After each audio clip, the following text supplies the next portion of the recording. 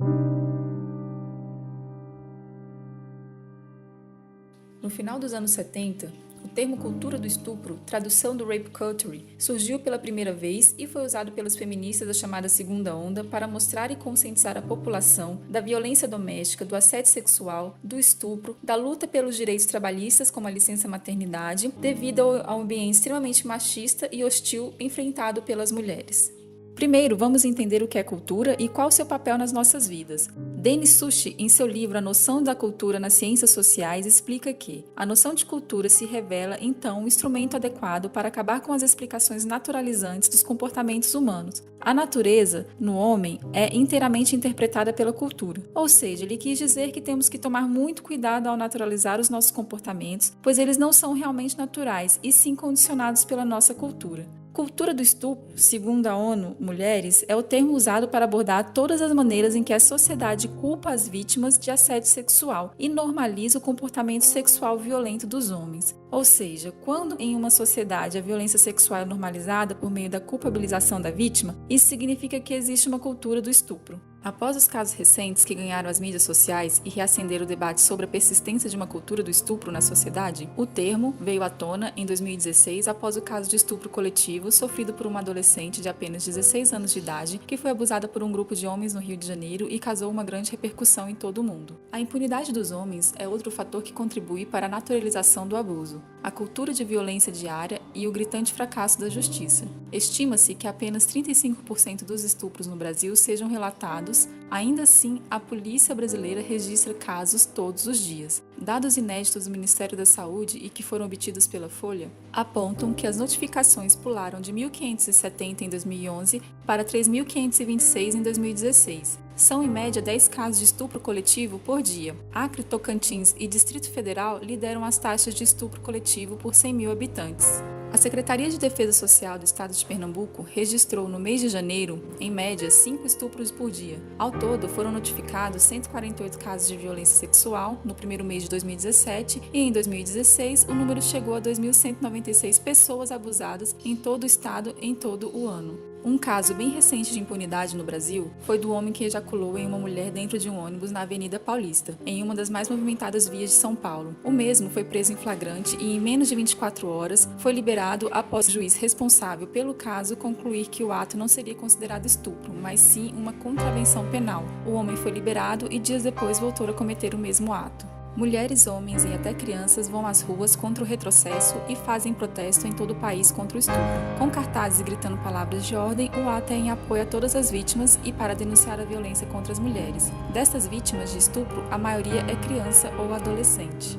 Infelizmente, essa é uma realidade triste e cruel que não só o Brasil vive, mas muitos outros países que, por vezes, têm embutida em sua cultura pervertida tal ato de brutalidade e estupidez.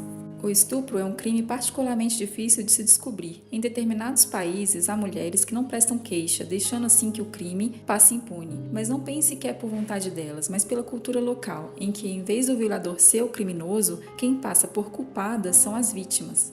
Em abril de 2014, 276 estudantes de uma escola local foram sequestradas por militantes do grupo extremista Boko Haram, na Nigéria, para viverem como escravas sexuais. Foram mantidas em pequenas cabanas de palha na floresta, esperando todas as noites os estupradores retornarem. Milhares de meninas e mulheres, contra sua vontade, foram sujeitadas a casamentos forçados e doutrinação implacável. Aquelas que resistiam eram geralmente mortas a tiros.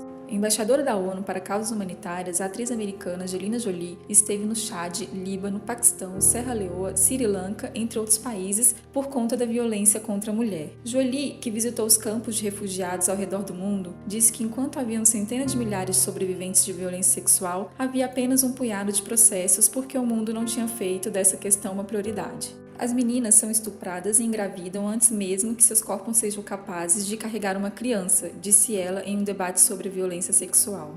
Esse episódio levantou a questão de um assunto assombroso no Brasil. Cerca de 50 mil casos de estupros acontecem por ano. Dados de 2011 do Sistema de Informações do Agravo de Notificação do Ministério da Saúde mostrou que 70% das vítimas de estupro no Brasil são crianças e adolescentes. E como se não bastasse o alto índice de casos, a vítima ainda é obrigada a viver num ambiente de coerção em que é subjugada por quem pratica o crime. Esse cenário tem levado milhares de pessoas para a rua em busca da defesa de seus direitos, como a ONG Rio da Paz, que luta pelo combate à impunidade e implementação de políticas públicas em comunidades pobres e de apoio psicológico à vítima. Segundo a pesquisa do IPEA, as consequências em termos psicológicos para esses garotos e garotas são devastadoras, uma vez que o processo de formação da autoestima, que se dá exatamente nessa fase, estará comprometido, ocasionando inúmeras vicissitudes nos relacionamentos sociais desses indivíduos. De acordo com a pesquisa feita pelo Datafolha, encomendada pelo Fórum Brasileiro de Segurança Pública, 1 em cada 3 brasileiros acredita que, nos casos de estupro, a culpa é da mulher. Segundo o levantamento, 33% da população brasileira acredita que a vítima é culpada.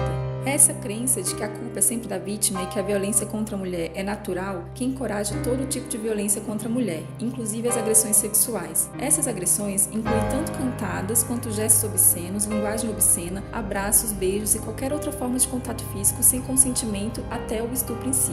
Mas ela estava de saia curta, mas ela estava indo para uma festa, mas ela não deveria andar sozinha à noite, mas ela estava pedindo, mas ela estava provocando. Estes são alguns exemplos de argumentos comumente usados na cultura do estupro. Roupa, comportamento, bebida, horário, companhias são muitos os questionamentos que surgem a respeito de um crime quando a vítima é do sexo feminino. Aumentar a pena não é a solução para acabar com o estupro. Nunca foi e nunca será. Além de condenar os verdadeiros criminosos, é preciso que a sociedade pare, de uma vez por todas, em aceitar e proliferar comportamentos machistas, sexistas e misóginos, que normalizam a violência sexual. Não basta apenas o enquadramento do fato no dispositivo do Código Penal, sem levar em conta a evolução da sociedade. Devemos ir até a raiz do problema e, enquanto isso não acontecer, não iremos mudar. Quebrar o ciclo de culpabilização e silenciamento da vítima são fatores que podem ajudar a diminuir dados tão alarmantes. O combate ao estupro exige mudança cultural da sociedade. Então, pensamentos como separar mulheres para casar e para se divertir, naturalizar o assédio, fazer piadas sobre estupro, chamar a mulher de mal comida, ideias de que o corpo da mulher é público, entre outros, são tão comuns que não nos damos conta dos seus reais significados. A mudança tem que vir do próprio indivíduo, e por mais que as leis sejam endurecidas, se as pessoas não mudarem sua própria consciência, de nada adiantará. Uma mudança estrutural e global na educação, valorizando respeito, direitos humanos e igualdade de gênero nas escolas.